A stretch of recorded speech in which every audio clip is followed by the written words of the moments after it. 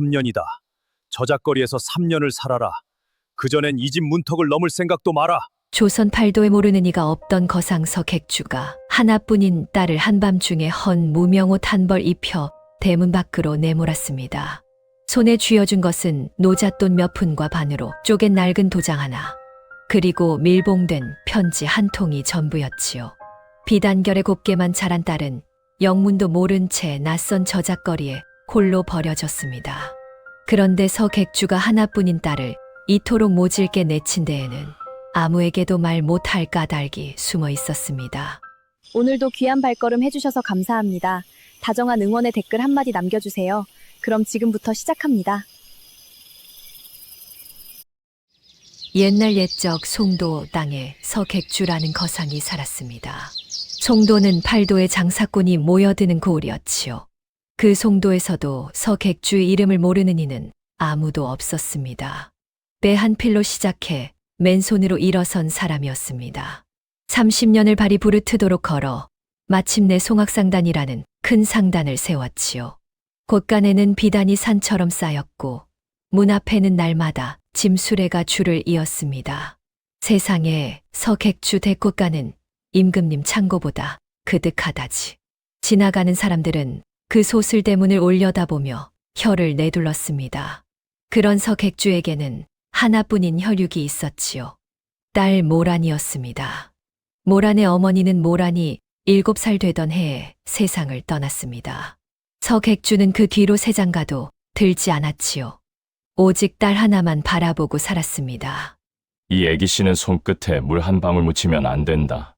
서객주가 입버릇처럼 하는 말이었습니다. 모란은 그야말로 손안의 보석처럼 자랐지요. 연한 옥색 비단만 입었고 밥상에는 철마다 진귀한 것이 올랐습니다. 아침이면 유모 돌금이 은대야에 따뜻한 물을 받아왔습니다. 저녁이면 시비들이 다투어 모란의 머리를 빗겼지요. 그런데 모란은 곱게 자란 만큼 자존심도 여간 아니었습니다. 하루는 시비가 저고리 고름을 잘못 메었지요. 애기씨, 소인이 다시 메어드리겠습니다. 됐어요. 내가 할게요. 남의 손이 어설프면 차라리 내 손이 나아요. 모란은 제 손으로 고름을 다시 맸습니다. 무엇이든 남보다 제가 낫다고 여겼지요.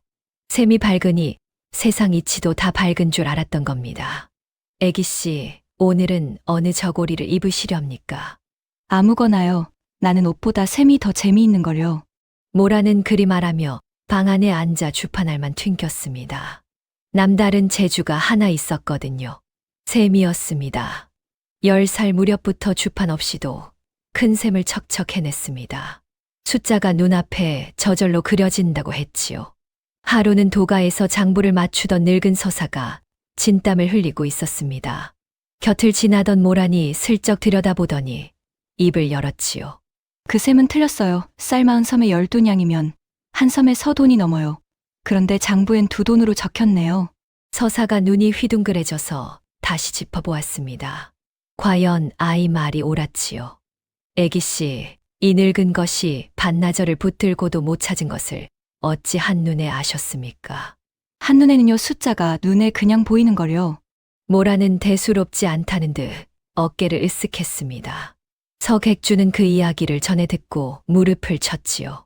허허, 그 아이가 내 눈썰미를 그대로 물려받았구나.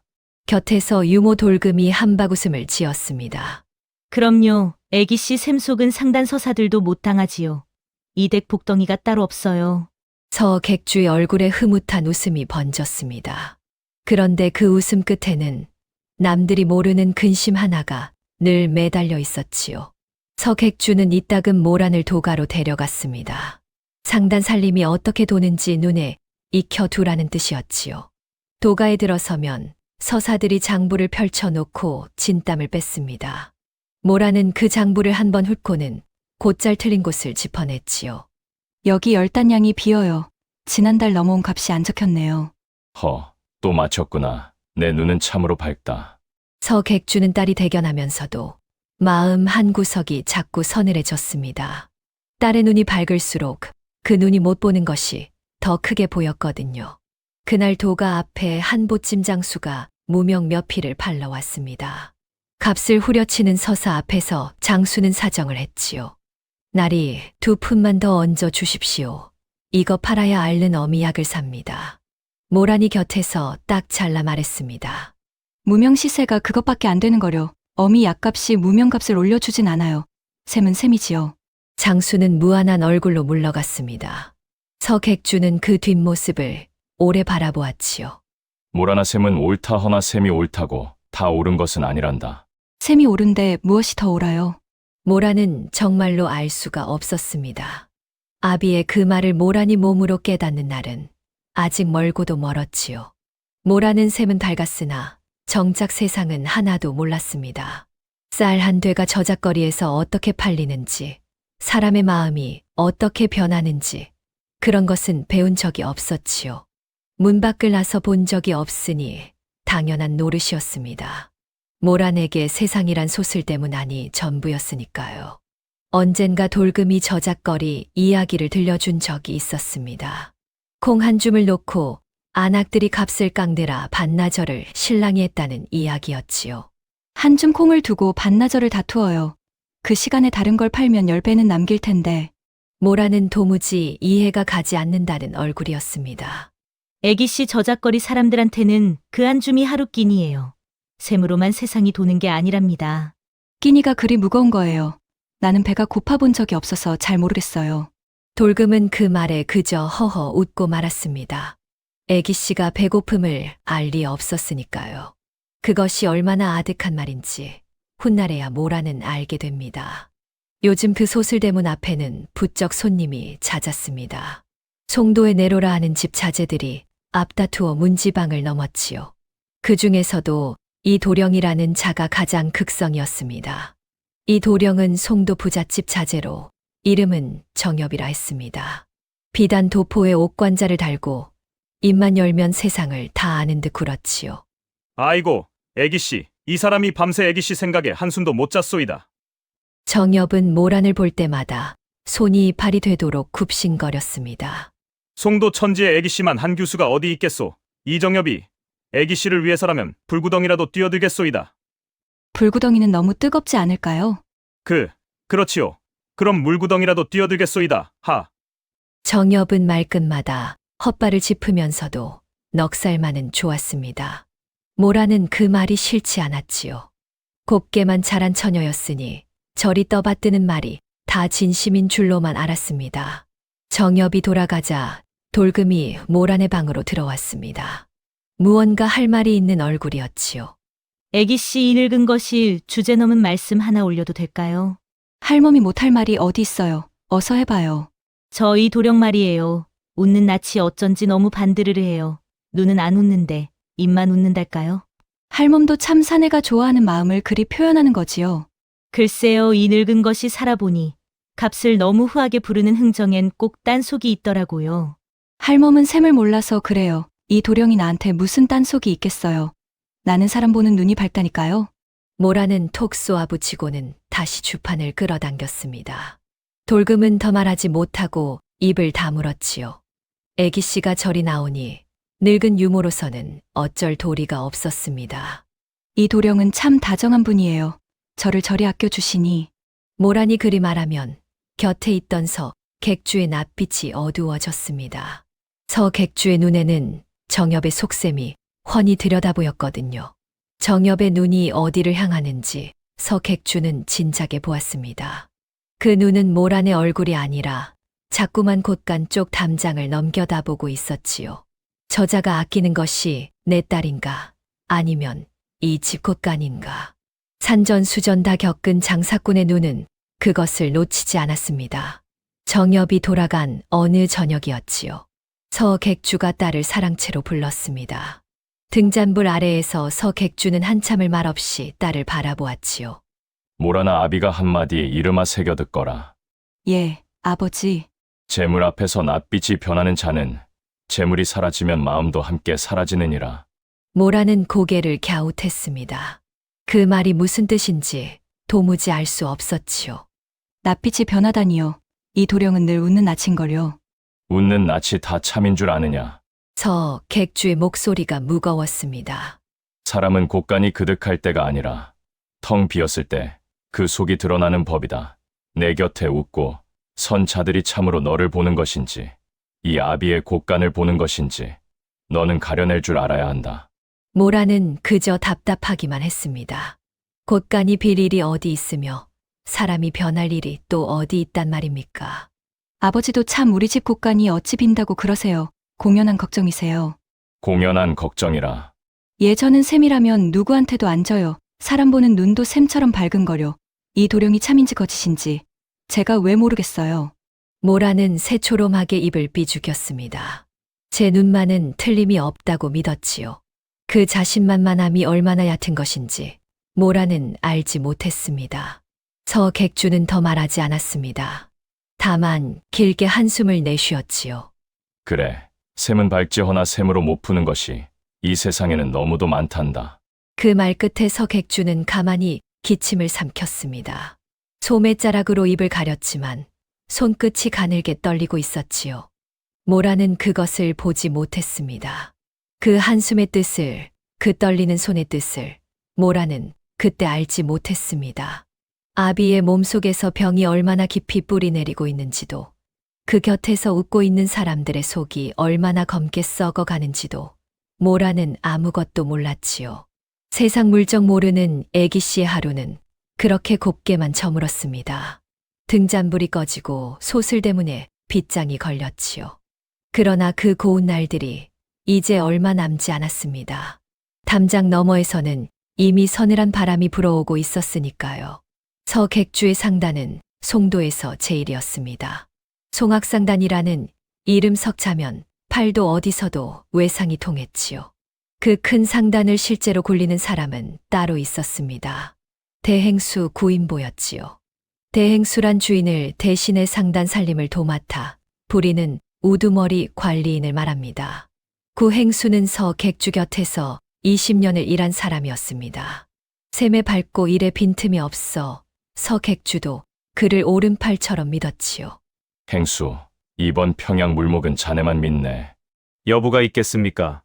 나리 소인이 목숨을 걸고 챙기지요. 구행수는 서객주 앞에서는 늘 허리를 굽혔습니다.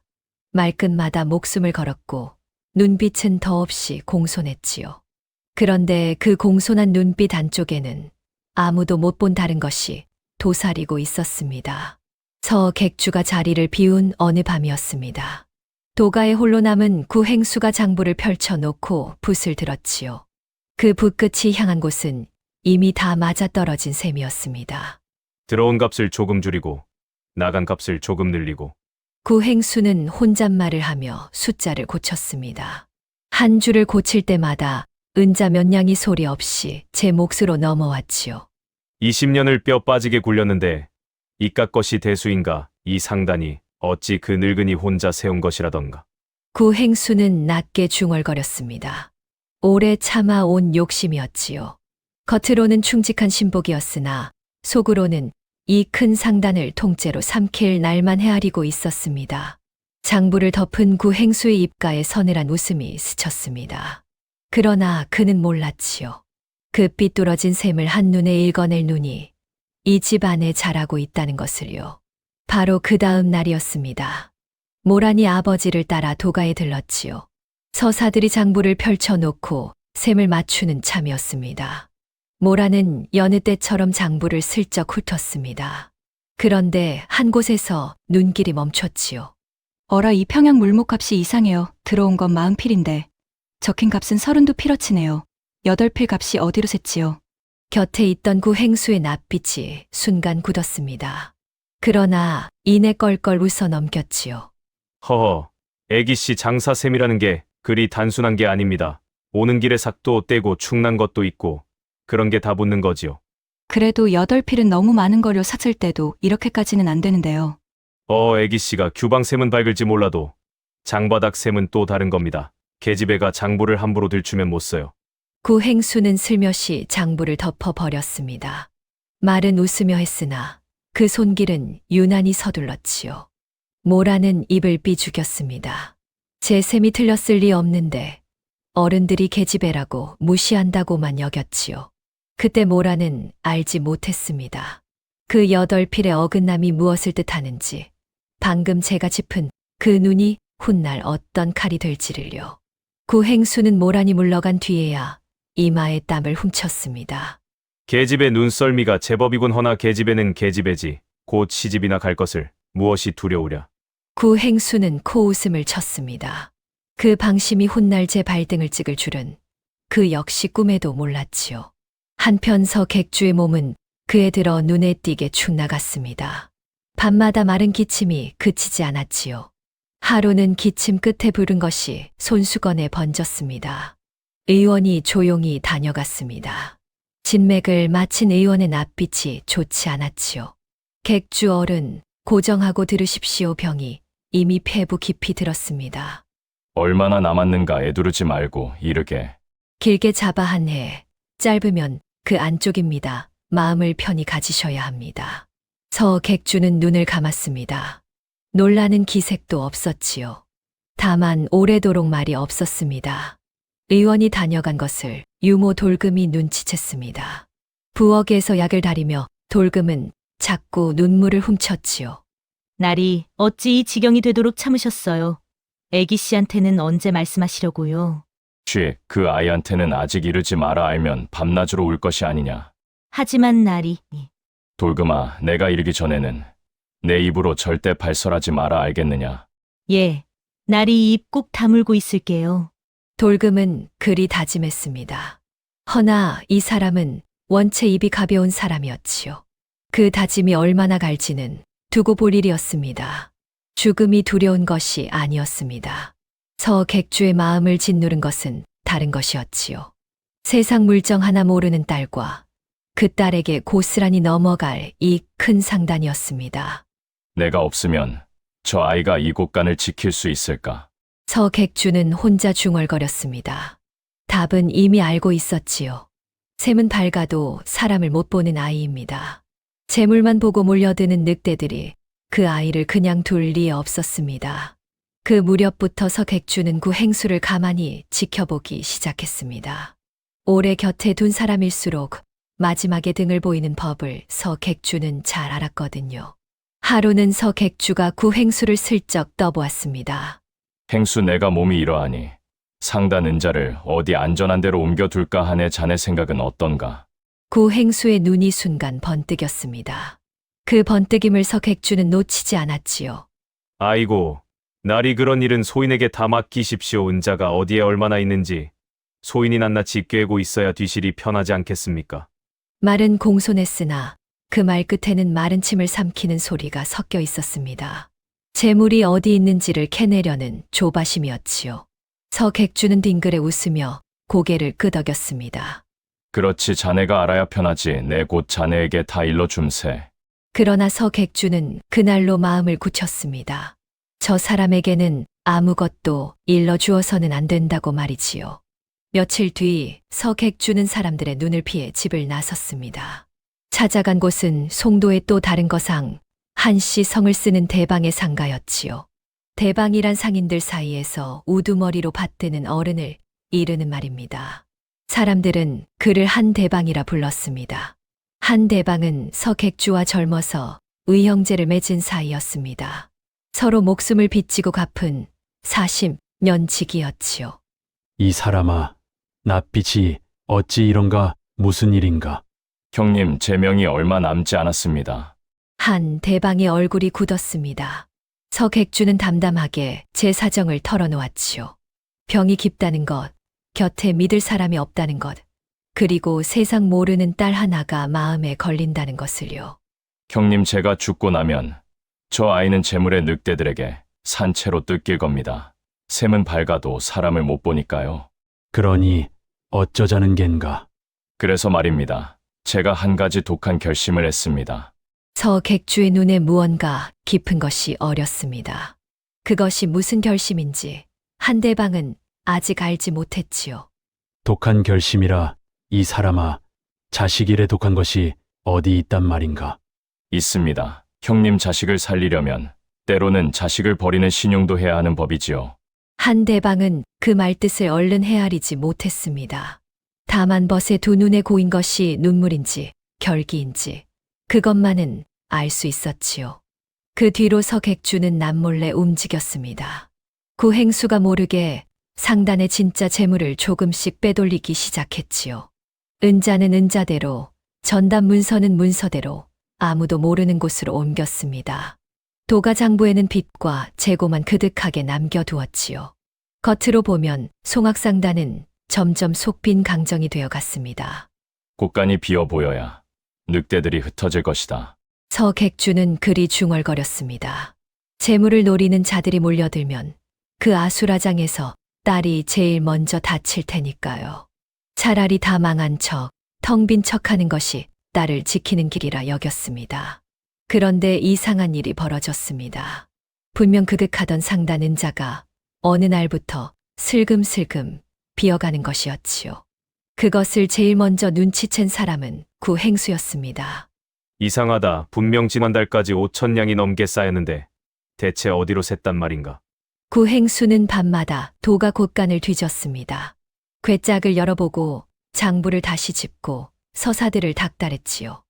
내 이놈들 은자가 발이 달렸느냐? 어디로 갔어? 바른 대로 대라. 모릅니다요.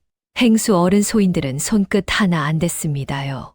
구행수는 애 같았습니다.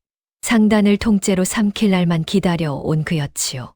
그런데 막상 삼키려고 보니 알맹이가 자꾸만 빠져나가고 있었던 겁니다. 허나 구행수는 꿈에도 몰랐습니다. 그 알맹이를 빼돌리는 손이 다름 아닌 주인 서객주의 손이라는 것을요. 그날 밤 서객주는 홀로 사랑채에 앉아 오래도록 붓을 들었습니다. 등잔불이 새벽까지 꺼지지 않았지요. 무엇을 쓰는지는 아무도 몰랐습니다. 다만 서객주는 한자 한자를 쓸 때마다 마른 기침을 삼키며 딸의 이름을 나직이 불렀습니다. 모라나 이 아비를 부디 원망하거라. 실컷 원망하거라. 그 말은 이상한 말이었지요. 세상 어느 아비가 제 자식더러 원망하라 이른단 말입니까? 그러나 서객주에게는 그것이 사랑이었습니다. 딸을 살리기 위한 아비의 마지막 사랑이었지요. 그 뜻을 딸이 알게 되기까지는 앞으로 길고 긴 세월이 필요했습니다. 그해 겨울 서객주의 병은 더욱 깊어졌습니다. 이제는 자리에서 일어나기도 힘겨웠지요. 마른 기침 끝에 손수건이 붉게 물드는 날이 잦아졌습니다. 모라는 그제야 아버지의 병을 알았습니다. 병상 곁에 붙어 앉아 밤을 새우며 울었지요. 아버지 어찌 이러세요? 제게 왜 진작 말씀 안 하셨어요? 울지 마라. 모라나 사람이 나면 한 번은 가는 것을. 가시긴 어딜 가세요. 제가 좋은 의원을 다 불러올게요. 팔도의 약이란 약은 다 구해올게요. 모라는 제 손으로 약을 다렸습니다. 값비싼 약재를 아낌없이 쏟아부었지요. 그러나 이미 뿌리 내린 병은 좀처럼 물러가지 않았습니다. 그 겨울 내내 모라는 아버지 곁을 떠나지 않았습니다. 손수 미음을 쑤어 떠먹였고 밤이면 언손을 제 품에 넣어 녹였지요. 아버지, 조금만 더 드셔보세요. 이 미음 제가 정성껏 쓴 거예요. 되었다. 목이 넘어가질 않는구나. 그래도 한 술만요. 아버지 나으시면 제가 상단 살림을 다 배울게요. 아버지 짐을 하나도 안 남기고 덜어드릴게요. 서객주는 그 말에 가슴이 미어졌습니다. 저리 고운 마음을 가진 아이를 제 손으로 내쳐야 하다니요. 그러나 바로 그 여린 마음 때문에 서객주는 더욱 독해져야 했습니다. 여린 채로 두면 저 아이는 늑대밥이 될 테니까요. 서객주는 딸의 얼굴을 오래 바라보았습니다. 저 곱고 여린 것을 두고 어찌 눈을 감나 싶었지요. 그럴수록 마음속 결심은 더 단단해졌습니다. 저 아이를 살리려면 저 아이가 스스로 서게 해야 한다. 그러자면 이 곳간에서 떼어놓아야 해. 며칠 뒤 서객주는 조용히 한 대방을 불렀습니다. 사람들을 다 물리고 단둘이 마주 앉았지요. 형님 제 부탁을 하나 들어주십시오. 형님이 아니면 맡길 사람이 없습니다. 서객주는 품에서 두 가지를 꺼냈습니다. 하나는 밀봉한 유서였고 하나는 반으로 쪼갠 상단의 인장이었지요. 이 유서와 이 도장 반쪽을 형님이 맡아 주십시오. 그리고 3년입니다. 3년이 지나기 전에는 절대 뜯지 마십시오. 3년이라 어찌 하필 3년인가? 제 딸이 제 힘으로 다시 설 것이라 제가 믿는 시간입니다.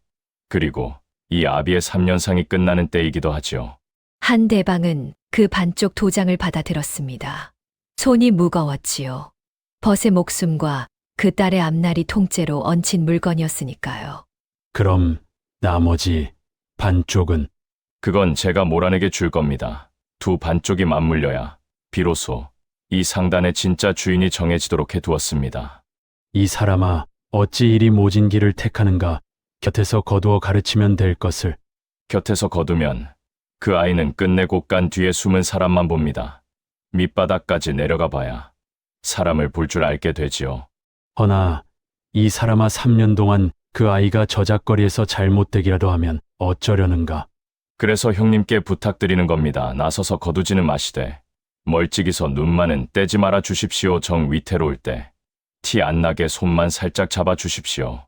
나더러 지켜만 보라. 그것이 사람이 할 노릇인가? 형님, 그게 제일 어려운 일인 줄 압니다. 허나 그 어려운 걸 형님이니까 부탁드리는 겁니다. 한대방은 길게 탄식했습니다. 돕고 싶어도 대놓고 돕지 못하는 자리에 서게 된 것이지요. 그 괴로움이 앞으로 3년간 이 노인을 얼마나 짓누를지 서객주도 알면서 그 무거운 짐을 벗의 어깨에 지웠습니다. 서객주의 목소리는 담담했으나 그 눈가는 젖어 있었습니다. 한대방은 더 말리지 못했지요. 벗의 뜻이 얼마나 굳은지 알았으니까요. 알겠네. 이 늙은 것이 목숨을 걸고 지킴새 3년이 지나거든 자네 딸이 제 발로 나를 찾아오게 하겠네. 두 노인은 오래도록 손을 맞잡았습니다. 그것이 두 사람의 마지막 약조였지요. 그리고 마침내 그날이 왔습니다. 눈보라가 몰아치던 한겨울 밤이었지요. 서객주는 모란을 사랑채로 불렀습니다. 그런데 그 얼굴이 여느 때와 달랐습니다. 자애롭던 눈빛이 얼음장처럼 차가웠지요. 모란아, 내게 이를 말이 있다. 오늘부로 너는 이 집을 나가거라. 모란은 제 귀를 의심했습니다. 예, 아버지. 지금 뭐라고 하셨어요? 나가라 했다. 저작거리로 나가. 3년을 살아라. 그 전에는 이 집 문턱을 넘을 생각도 마라. 아버지, 그게 무슨 말씀이세요? 병중에 헛소리를 하시는 거예요. 제가 어딜 가요? 모란은 아버지의 손을 붙들었습니다. 그러나 서객주는 그 손을 매몰차게 뿌리쳤지요. 내깟 것이 무얼 안다고 샘만 밝으면 다인 줄 알았지. 재물도 제 손으로 못 지킬 것이 무슨 이서씨 집안의 딸이란 말이냐. 그 말은 칼 같았습니다. 모란의 가슴에 그대로 박혔지요. 아버지, 어떻게 저한테 그런 말씀을. 제가 뭘 그리 잘못했다고요? 듣기 싫다. 여봐라. 이 아이를 당장 문 밖으로 내보내라. 헌 옷 한 벌 입혀서 내보내.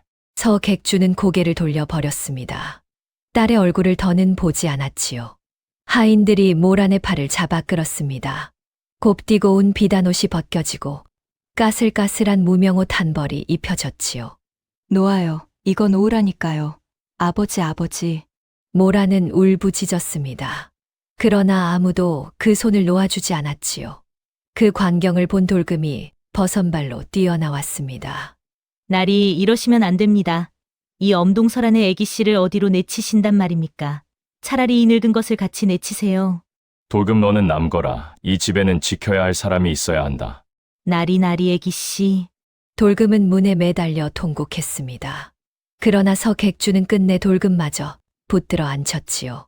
이 늙은 유모가 훗날 어느 자리에서 무슨 증언을 하게 될지 그때는 아무도 알지 못했습니다. 대문을 나서기 직전 누군가 모란의 손에 무언가를 쥐어 주었습니다. 노잣돈 몇 푼과 반으로 쪼갠 낡은 도장 하나, 그리고 밀봉한 편지 한 통이었지요. 그 도장과 편지는 죽어도 몸에서 떼지 마라. 그것만은 명심해라. 그것이 아버지의 마지막 말이었습니다. 모란은 영문도 모른 채 눈보라 속으로 떠밀렸지요. 쿵! 육중한 대문이 등 뒤에서 닫혔습니다. 빗장 걸리는 소리가 천둥처럼 울렸지요. 아버지, 문 열어주세요. 제가 잘못했어요, 아버지. 모란은 대문을 두드리며 목이 쉬도록 울었습니다. 그러나 문은 끝내 열리지 않았지요. 한참을 두드리다 모란은 그 자리에 주저앉았습니다. 눈이 옷 속으로 파고들었고 손발이 얼어붙었지요. 태어나 처음 겪는 추위였고 처음 겪는 버림이었습니다. 얼마나 그러고 있었을까요? 온몸이 얼어 더는 앉아 있을 수 없어 모란은 비틀비틀 일어섰습니다. 갈 곳이 없었지요. 곱게 자란 교수가 아는 세상이라고는 그 소슬대문 안이 전부였으니까요. 발길 닿는 대로 눈길을 걸었습니다. 인가의 불빛을 찾아 처마 밑에 웅크렸으나 개가 짖고 사람이 나와 쫓아냈지요. 어디서 굴러온 거지야 썩 꺼져. 저는 거지가 아니에요. 저는 송악상단 서객주의 딸이란 말이에요. 서객주 딸이 이 꼴로 눈밭을 헤매 미친 계집이로구나 저리 안 가. 문이 쾅 닫혔습니다. 모라는 그제야 알았지요. 이제 제 이름도 제 아버지 이름도 아무 소용이 없다는 것을요. 아버지가 나를 버렸어. 재물도 못 지킬 것이 무슨 딸이냐고. 모라는 그 말을 곱씹었습니다. 가슴이 찢어지는 것 같았지요. 그날 밤부터 모란의 마음속에는 아버지에 대한 원망이 독처럼 자라기 시작했습니다. 그렇게 눈밭을 헤매다 새벽이 밝았습니다. 처마 밑에서 뜬 눈으로 밤을 새운 모라는 배 속에서 처음으로 꼬르륵 소리를 들었지요. 태어나 처음 느껴보는 허기였습니다. 배가 고파 이런 게 배고픔이구나. 문득 돌금이 했던 말이 떠올랐습니다. 저작거리 사람들에게는 콩 한 줌이 하루 끼니라던 그 말이요. 그때는 콧방귀를 뀌었는데 이제야 그 말이 살을 파고들었지요. 배고픔이라는 것이 이토록 무거운 것인 줄 모라는 그제야 알았습니다. 그런데 모라는 몰랐습니다. 그 육중한 대문 안쪽에서 서객주가 무너지듯 주저앉아 소리 없이 울고 있다는 것을요. 미안하다. 모라나 이 못난 아비를 부디 원망하거라. 그래야 내가 산다. 서객주는 딸이 두드리던 문에 이마를 기댄 채 밤이 새도록 그 자리를 떠나지 못했습니다. 아비의 사랑은 그렇게 가장 모진 얼굴을 하고 있었지요. 허나 그 진심을 딸이 알기까지는 아직 3년이라는 긴 세월이 남아 있었습니다. 한편 모라는 며칠을 굶으며 눈길을 헤맸습니다. 사흘째 되던 날, 어느 주막 앞에서 그만 쓰러질 뻔했지요. 마침 지나던 늙은 보찜 장수가 그런 모란을 딱하게 보았습니다. 쯔쯔, 이 어린 것이 여기서 이러다 얼어 죽는다. 갈 데가 없거든 안성으로 가 보아라. 거기 큰 장이 서니 손 놀릴 일이라도 얻을 게다. 안성이요. 그래 남쪽으로 사흘만 걸으면 나온다. 여기서 이러고 있느니 거기 가서 무슨 일이라도 붙들어야 산다. 모라는 그 말을 붙들었습니다. 달리 갈 곳도 없었으니까요. 언발을 끌고 남쪽으로 걸었지요. 그것이 곱게 자란 애기씨가 세상 밑바닥으로 내려서는 첫 번째 걸음이었습니다. 모란이 대문 밖으로 쫓겨난 뒤 서객주는 자리에서 다시 일어나지 못했습니다. 딸을 내치느라 마지막 기력을 다 쏟았던 게지요. 병세는 하루가 다르게 기울었습니다. 서객주는 자신의 때가 가까웠음을 알았지요. 숨을 거두기 전날 밤 서객주는 한 대방을 머리맡으로 불렀습니다. 떨리는 손으로 벗의 손을 붙잡았지요. 형님 이제 정말 갈 때가 되었습니다. 부디 그 약조를 잊지 마십시오. 있다니 이 사람아 걱정 붙들어 맥에 내 목숨이 붙어있는 한 지킴새. 3년 뒤 그 아이가 제 발로 진실을 찾아오거든. 그때 이 유서를 펴주십시오. 그 안에 다 적어두었습니다. 서객주의 눈에서 눈물이 흘렀습니다. 마지막으로 딸의 이름을 나직이 불렀지요. 모라나 이 아비가 준 편지를 부디 끝까지 간직하거라. 그 편지를 내 손으로 풀어내는 날 너는 이 아비의 마음을 알게 될 것이다. 그 편지에는 아무도 모르는 비밀이 숨어 있었습니다. 상단에 진짜 재물이 어디 있는지, 그리고 아비의 참뜻이 무엇인지가 오직 샘의 밝은 자만이 풀 수 있는 방식으로 적혀 있었지요. 그러나 정작 그 편지를 품은 모라는 그것이 무슨 뜻인지도 모른 채 그저 원망만 안고 있었습니다. 아버지가 자신을 버린 것이 아니라 자신을 살리려 한 것임을 모라는 아직 알지 못했지요. 이튿날 새벽 서객주는 조용히 눈을 감았습니다. 송도 제1의 거상이 딸 하나를 가슴에 묻은 채 세상을 떠난 것이지요. 주인이 죽자 상단은 순식간에 뒤집혔습니다. 제일 먼저 움직인 사람은 대행수 구행수였지요. 자, 이제 이 송악상단은 임자 없는 배가 되었다. 주인은 죽고 딸녀는 내쫓겼으니 구행수는 서객주가 죽기만을 기다렸다는 듯이 상단을 소나기에 넣었습니다. 장부를 제 마음대로 고치고 서사들을 제 사람으로 갈아치웠지요. 그런데 곳간을 열어젖힌 구행수는 그만 얼굴이 굳고 말았습니다. 이게 어찌 된 일이냐? 그 많던 은자가 다 어디로 갔어? 5,000냥이 넘던 것이 어찌 이것밖에 안 남았단 말이냐? 곳간은 텅 비어 있었습니다. 남은 것이라고는 빈 문서와 팔다 남은 재고 몇 가지뿐이었지요. 서객주가 죽기 전 진짜 재물을 죄다 어딘가로 빼돌린 탓이었습니다. 그 늙은이가 죽기 전에 다 숨겨놨구나. 어디냐? 대체 어디에 숨긴 게야? 구행수는 온 도가를 다 뒤졌습니다. 마루장을 뜯고 벽을 두드리고 서객주가 쓰던 문갑까지 다 헤집었지요. 그러나 은자는 코빼기도 보이지 않았습니다. 상단의 알맹이를 통째로 삼키려던 구행수에게는 그것이 여간 애타는 일이 아니었습니다. 껍데기만 손에 쥔 셈이었으니까요. 그날 이후 구행수의 가슴에는 숨겨진 재물을 찾아야 한다는 초조가 밤낮으로 들끓기 시작했습니다. 한편 모란이 쫓겨났다는 소문은 삽시간에 송도에 퍼졌습니다. 그 소문을 들은 사람 중에 이 도령 정엽도 있었지요. 바로 얼마 전까지 불구덩이라도 뛰어들겠다던 그 정엽이었습니다.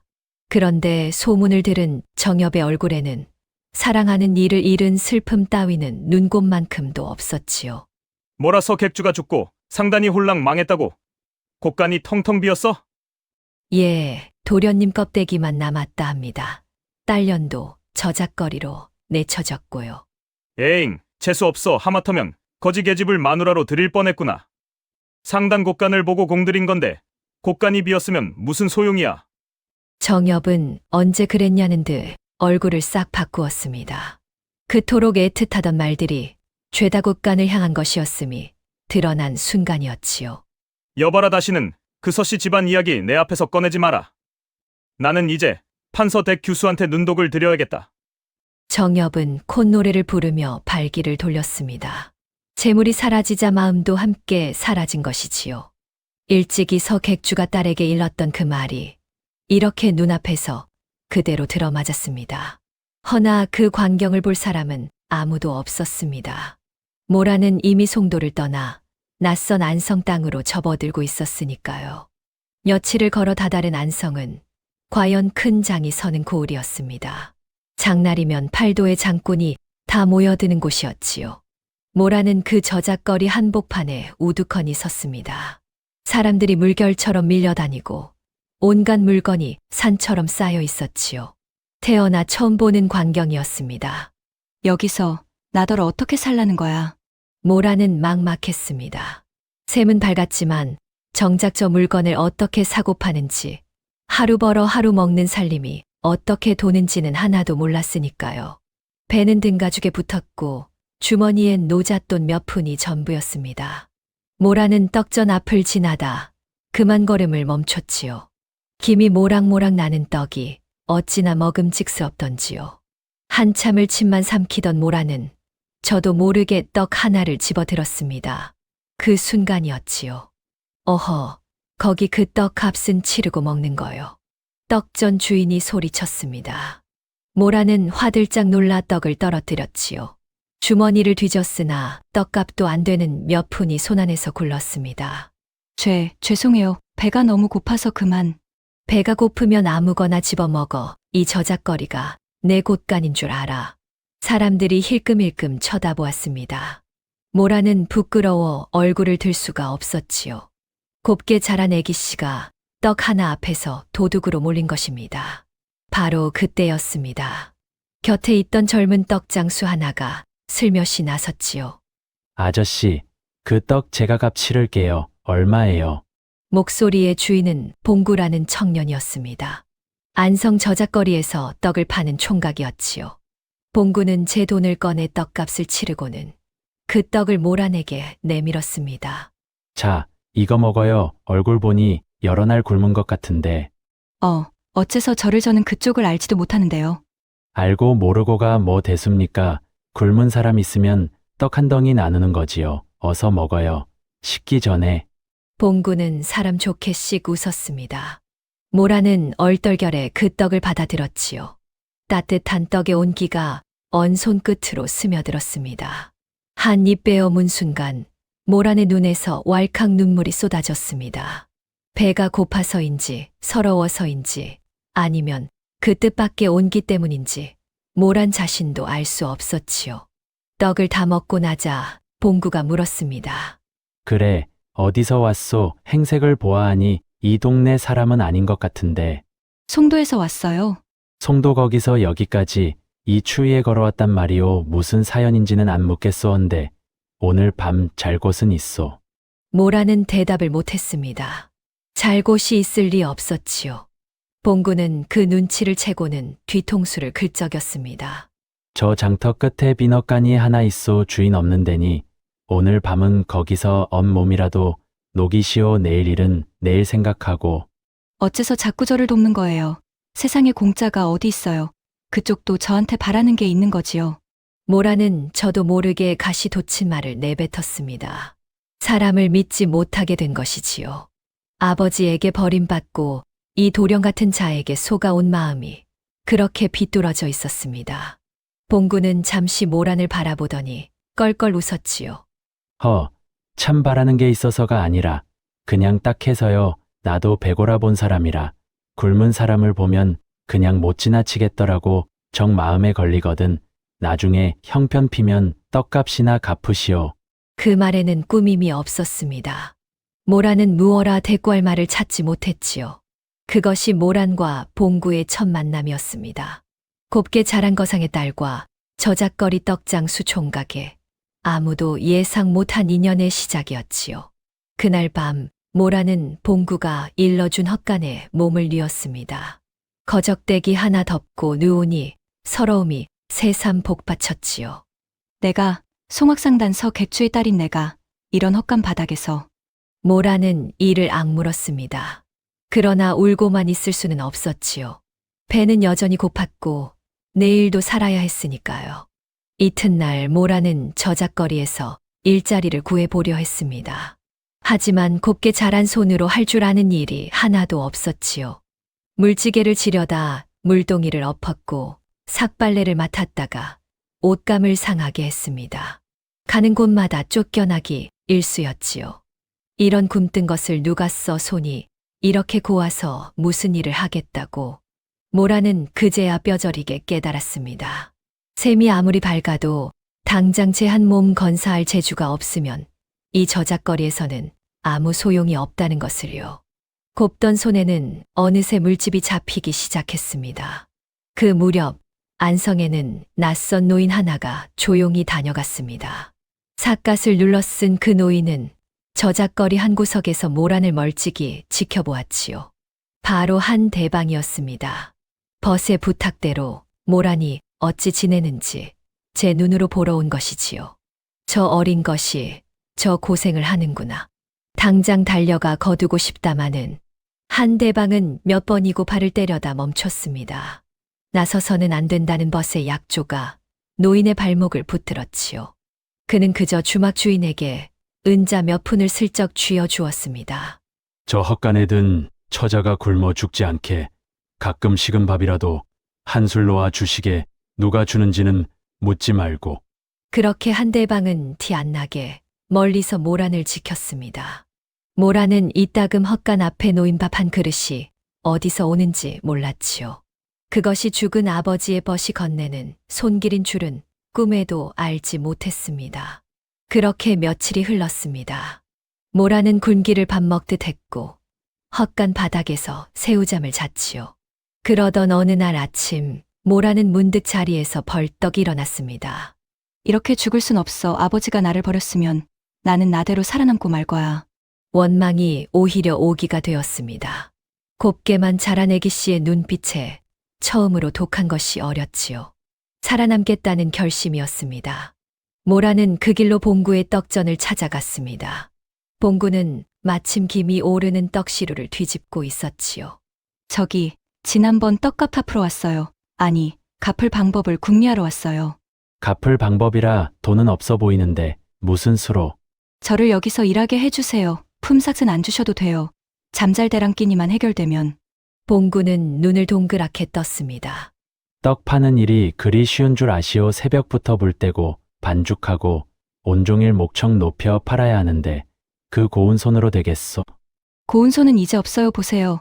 물집 투성이인 거려. 그리고 저 셈만 하는 자신 있어요. 모라는 손바닥을 펴 보였습니다. 며칠 새 부르트고 갈라진 손이었지요. 봉구는 그 손을 보고 잠시 말을 잃었습니다. 셈이라 셈을 잘한다고.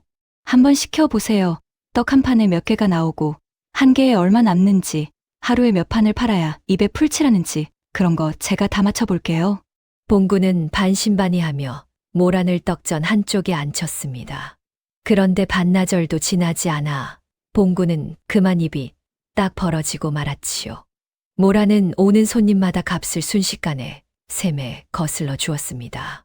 밀린 외상값도 한눈에 꿰었고 어느 장꾼이 값을 속이려 드는지도 대번에 알아챘지요. 아니, 이 사람 나는 10년을 팔아도 헷갈리는 걸 어찌 그리 척척 맞히시오. 이 정도야 뭐 저한테는 숫자가 저절로 줄을 서는 거려. 모라는 오랜만에 어깨를 폈습니다. 저작거리에 온 뒤로 처음으로 제가 쓸모있는 사람이 된 기분이었지요. 그날부터 모라는 봉구의 떡전에서 일하게 되었습니다. 새벽에 일어나 불을 떼고 반죽을 나르고 셈을 도맡았지요.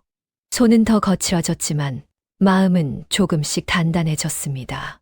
봉구는 그런 모란을 곁에서 가만히 지켜보았습니다. 처음엔 그저 딱한 처자로만 보였는데 알고 보니 여간 다부진 사람이 아니었지요. 헌데 말이오, 그리 셈이 밝은 사람이 어쩌다 이 저작거리까지 흘러왔소. 모라는 잠시 말이 없었습니다. 차마 제 입으로 아버지 이야기를 꺼낼 수가 없었지요. 그냥 집에서 쫓겨났어요. 재물도 못 지킬 것이 무슨 딸이냐고 아버지가 저를 내치셨어요. 그거 참 모진 아버지시구려. 모진 정도가 아니에요. 저는 이제 아버지 얼굴도 보기 싫어요. 평생 원망하며 살 거예요. 모란의 목소리에는 도끼가 서려 있었습니다. 봉구는 떡을 뒤집던 손을 잠시 멈추었지요. 원망이라 나도 아버지를 원망하며 산 적이 있었소. 우리 아버지는 자식한테 남긴 게 빚밖에 없었으니까. 그쪽도 아버지가 그렇소. 한때는 글줄이나 읽던 집안이었다는데 내 대에 와서는 죄 기울어 이 꼴이 됐지요. 그래도 살다 보니 알겠습니다. 원망만 품고 살면 제 속만 새까맣게 타더라고. 봉구는 씩 웃으며 떡 하나를 모란에게 건넸습니다.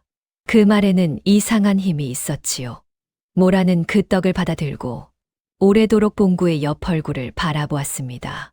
봉구는 배운 것 없는 떡장수 같았지만 이따금 그 입에서 나오는 말이 예사롭지 않았습니다. 셈이며 그리며 어깨 너머로 익힌 것이 제법이었지요.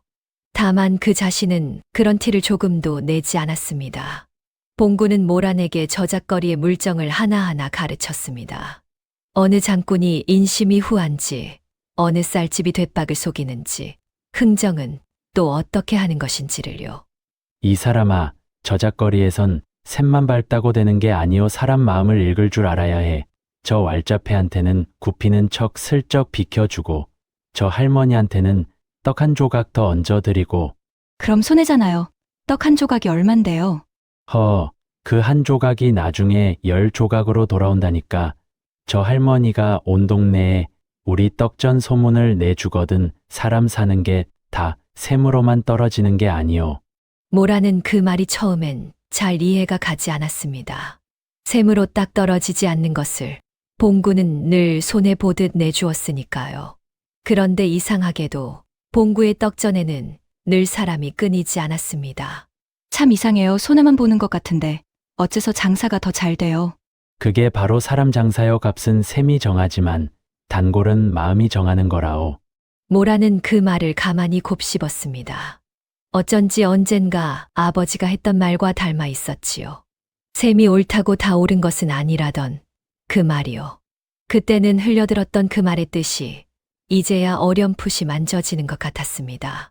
하루는 저작거리에 한바탕 소동이 벌어졌습니다. 곡물전 앞이었지요. 한 미곡상이 돛박을 속여 곡식을 팔고 있었던 겁니다. 이 도둑놈아 분명 닷되를 샀는데 집에 가서 재어보니 서되밖에 안 되더라. 이게 어찌 된 일이냐. 무슨 소리 내 돛박은 나라에서 정한 돛박이야. 억지 쓰지 마라. 미곡상은 시치미를 뚝 뗐습니다. 몰려든 사람들은 웅성거리기만 할 뿐 누구도 그 속임수를 밝혀내지 못했지요. 되박이 멀쩡해 보였으니까요. 그 광경을 지켜보던 모란이 슬며시 앞으로 나섰습니다.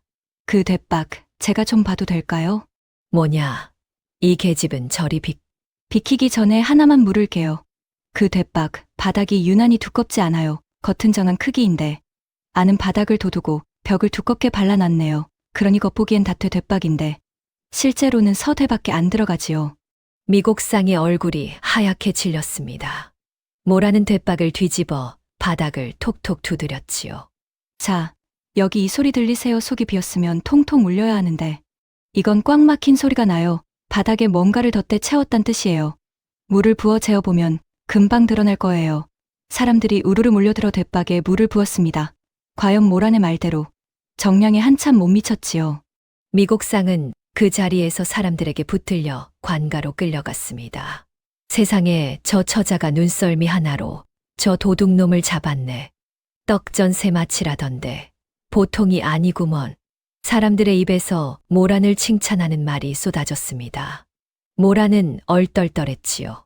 태어나 처음으로 제 재주가 누군가를 돕는 데 쓰인 것이었으니까요. 봉구가 곁에서 껄껄 웃으며 엄지를 치켜세웠습니다. 허, 우리 떡전에 보물이 굴러들었구먼 이 사람아. 그 재주 참으로 대단하오. 대단한 게 아니라 그냥 숫자가 안 맞으면 눈에 거슬려서 그래요. 모라는 그리 말하며 배시시 웃었습니다. 오랜만에 지어보는 진짜 웃음이었지요. 며칠 뒤 건너편에 새 떡전이 하나 생겼습니다. 값을 확 낮춰 손님을 죄다 쓸어가는 통에 봉구의 떡전은 파리만 날리게 되었지요. 이거 큰일이오. 저쪽이 값을 반으로 후려치니 당해낼 재간이 없구려. 봉구는 울상이 되었습니다. 그런데 모라는 오히려 눈을 반짝였지요. 값으로 안 되면 셈으로 이기면 되지요, 아저씨. 저쪽이 왜 값을 저리 낮출 수 있는지 아세요? 쌀을 덜 넣고 물을 많이 타서 그래요. 그러니 떡이 금방 쉬고 퍼석하지요. 그건 그렇소만 그래서 어쩌자는 거요. 우리는 반대로 가요. 값은 그대로 2대. 떡 하나에 팥고물을 두둑이 얹어서 하루 지나도 안 쉬는 떡이라고 내붙이는 거예요. 그리고 저쪽 떡을 하루 묵혔다가 손님들 앞에서 갈라 보이는 거지요. 봉구는 무릎을 쳤습니다. 과연 모란의 말대로 하자 손님들이 도로 몰려들기 시작했지요. 값싼 떡이 하루 만에 쉬어버리는 것을 두 눈으로 본 사람들은 다시 봉구의 떡을 찾았습니다. 허, 이 사람 장사 수완이 아주 타고났구먼. 나 혼자였으면 진작 망했을게요. 타고난 게 아니라 셈을 아니까 보이는 거예요. 남을 속여 싸게 파는 건 당장은 남는 것 같아도 결국 미치는 장사거든요. 모라는 어느새 저작거리 샘 속에 훤해지고 있었습니다. 곱게 자란 애기씨의 샘이 이제 세상을 살아내는 진짜 재주로 여물어 가고 있었지요. 그날 밤 헛간에 누운 모라는 문득 품속의 편지를 꺼내 보았습니다. 아버지가 쫓아내며 쥐어준 그 편지였지요. 그동안은 쳐다보기도 싫어 처박아 두었는데 오늘따라 이상하게 손이 갔습니다. 편지를 펼치니 그 안에는 알 수 없는 숫자와 글자가 어지럽게 적혀 있었습니다. 무슨 뜻인지 도무지 알 수 없었지요. 이게 뭐야? 무슨 편지가 이래 숫자만 잔뜩 적혀 있잖아. 모라는 고개를 갸웃하다가 이내 편지를 도로 접어 넣었습니다. 그때만 해도 몰랐지요. 그 어지러운 숫자 속에 아버지의 진짜 뜻과 상단의 운명이 통째로 숨어 있다는 것을요. 그리고 그것을 풀어낼 열쇠가 다름 아닌 제 안에 있다는 것도요. 그렇게 한 해가 흘렀습니다. 모라는 어느새 안성 저작거리에서 이름난 세마치가 되어 있었지요. 봉구의 떡전은 몰라보게 커졌고 두 사람의 살림도 헛간 신세는 면했습니다. 모란의 눈썰미는 떡전에만 머물지 않았습니다. 저작거리 전체가 어떻게 도는지, 어느 물건이 어느 철에 오르고 내리는지가 훤히 보이기 시작했지요. 하루는 모란이 봉구에게 말했습니다. 아저씨, 지금 무명값이 바닥이에요. 흉년 소문에 다들 무명을 헐값에 내다 팔거든요. 그런데 이건 곧 오를 거예요. 무명이 오른다고 어찌 아시오. 생각해보세요. 흉년이 들면 무명 짜던 안악들이 죄 먹고 살기 바빠 배틀을 놓아요. 그럼 봄엔 무명이 귀해지지요. 지금 헐값에 사두면 봄에 곱절로 팔 수 있어요. 봉구는 반신반의했지만 모란을 믿고 그동안 모은 돈으로 무명을 사들였습니다. 그런데 과연 이듬해 봄, 모란의 말대로 무명값이 껑충 뛰었지요. 두 사람은 앉은 자리에서 곱절의 이문을 남겼습니다. 이 사람 이건 뭐 앞을 내다보는 재주가 아니오. 나는 눈앞에 떡만 봤는데 자네는 철 지난 뒤까지 다 보는구먼. 앞을 내다보는 게 아니라 그냥 숫자가 흐르는 길이 보이는 거예요. 물이 높은 데서 낮은 데로 흐르듯이 값도 다 흐르는 길이 있거든요. 모란은 그렇게 조금씩 미천을 불려갔습니다. 곱게만 자란 애기 씨가 이제 제 손으로 장사를 굴리는 어엿한 장사꾼이 되어 가고 있었지요. 모란의 샘솜씨가 소문나자 저작거리 장꾼들이 하나둘 모란을 찾아오기 시작했습니다. 장부를 봐달라, 셈을 맞춰달라, 흥정에 끼어달라 하는 것이었지요. 모란이 이 외상 장부 좀 봐, 죽에 도무지 아기가 안 맞아서. 어디 봐요. 여기 김서방 외상이 2번 적혔네요. 한 번은 지우세요. 그리고 이달 이문은 넉냥 2돈이에요. 장꾼들은 혀를 내둘렀습니다. 모란이 한 번 손대면 헝클어진 셈이 거짓말처럼 풀렸으니까요. 어느새 사람들은 모란을 세마씨라 부르기 시작했습니다. 우리 떡전 세마치가 이제 저작거리 세마치가 다 됐구먼. 봉구는 제1처럼 흐뭇해했습니다. 모란도 그런 봉구를 보면 마음이 따뜻해졌지요. 아버지에게 버림받고 처음으로 제가 있을 자리를 찾은 것 같았습니다. 장사가 제법 자리를 잡자 두 사람은 큰 맘을 먹었습니다. 길목 좋은 자리에 번듯한 점포를 하나 내기로 한 것이지요.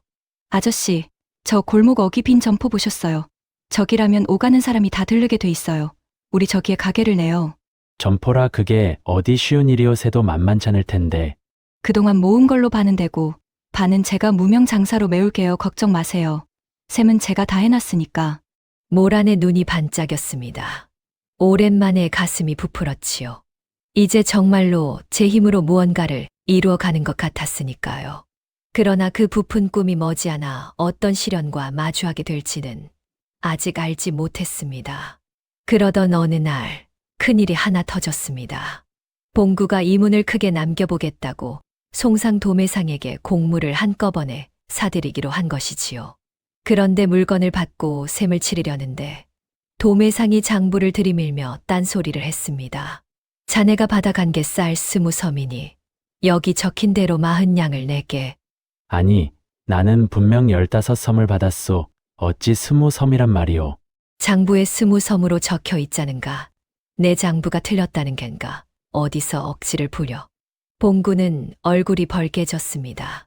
분명 15섬을 받았는데 장부에는 20섬으로 적혀 있으니 꼼짝없이 5섬 값을 더 물게 생겼지요. 도매상의 장부는 아기가 딱딱 맞아 보였습니다. 그때 모란이 조용히 그 장부를 넘겨보기 시작했습니다. 한 장 한 장 숫자를 훑은 눈이 매서웠지요. 잠깐만요. 이 장부 앞뒤가 안 맞아요. 뭐라, 이 계집이 무얼 안다고. 여기 보세요. 사흘 전 들어온 쌀이 100섬인데 그동안 나간 걸 다 더하면 82섬이에요. 그럼 창고에 18섬이 남아야 맞지요. 그런데 오늘 우리한테 20섬을 줬다고요. 없는 쌀을 어떻게 20섬이나 줘요? 도매상의 낯빛이 굳었습니다. 모라는 멈추지 않고 장부를 짚어 나갔지요. 그리고 이 수결 보세요. 다른 장은 다 먹이 진한데 이 20섬 적힌 줄만 먹이 흐르고 글씨가 눌렸어요. 나중에 더 써 넣었다는 뜻이지요. 15을 20로 고친 거예요. 사람들이 웅성거리며 몰려들었습니다. 도매상은 이마에 땀이 송골송골 맺혔지요. 없는 쌀을 줬다고 우기던 그 셈이 모란의 눈앞에서 낱낱이 벗겨진 겁니다. 이런 도둑놈을 봤나. 하마터면 5섬 값을 생돈으로 물 뻔했구먼. 결국 도매상은 제 값만 받고 물러설 수밖에 없었습니다. 모란의 셈 앞에서는 조작한 장부도 소용이 없었으니까요. 봉구는 돌아오는 길에 혀를 내둘렀습니다. 이 사람아, 자네 그 눈은 정말 무섭소. 조작한 장부를 어찌 그리 대번에 잡아내오. 장부는 거짓말을 못해요. 한 군데를 고치면 반드시 다른 데가 안 맞게 되거든요. 사람은 속여도 숫자는 못 속이지요. 모라는 담담히 말했습니다. 그러나 그 말을 하는 순간 문득 가슴 한 구석이 서늘해졌지요. 언젠가 송도 도가에서 계집애가 장부를 함부로 들춘다고 야단 맞던 그날이 떠올랐거든요. 그때 제가 짚었던 그 8필의 어긋남이 무슨 뜻이었는지 이제야 어렴풋이 짐작이 갔습니다. 그 상단 장부도 누군가 손을 댄 것이었어. 모라는 그런 생각에 잠시 아득해졌습니다. 문득 모란이 봉구를 돌아보며 물었지요. 아저씨는 참 이상해요. 떡장수라면서. 글도 셈도 웬만한 선비보다 나으니 대체 어디서 배운 거예요? 아까 말하지 않았소. 우리 집이 한때는 글줄 읽던 집안이었다고. 아버지가 남긴 거라곤 낡은 책 몇 권이랑 빚뿐이었지만 그 책만은 다 읽었소. 봉구는 잠시 옛 생각에 잠기는 듯 하더니 말을 이었습니다. 그러고 보니 우리 아버지가 젊어서 송도 큰 상단들의 공무를 대셨소. 셈이 어찌나 깐깐한지 거래 장부를 한자도 안 틀리게 적어 두던 분이었지. 그 낡은 치부책도 아직 내가 지니고 있다오. 그런 사람이 왜 떡을 팔아요? 아까워라. 아깝긴 그리 밥 먹여주는 세상이 아니잖소. 떡은 사람 배라도 불리지. 나는 이 떡전이 하나도 부끄럽지 않소. 봉구는 그리 말하며 웃었습니다. 모라는 그 웃음이 참 단단하다고 생각했지요.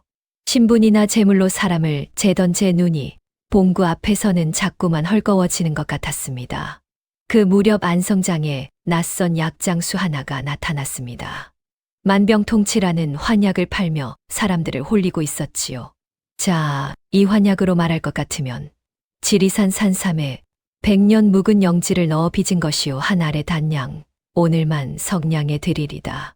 사람들이 앞다투어 지갑을 열었습니다. 그런데 모란이 슬며시 끼어들었지요. 한 알의 단량이라고요. 그런데 아저씨, 방금 저 괴짝에서 약을 꺼낼 때 봤는데 밑에 깔린 게 다 밀가루 반죽이던데요.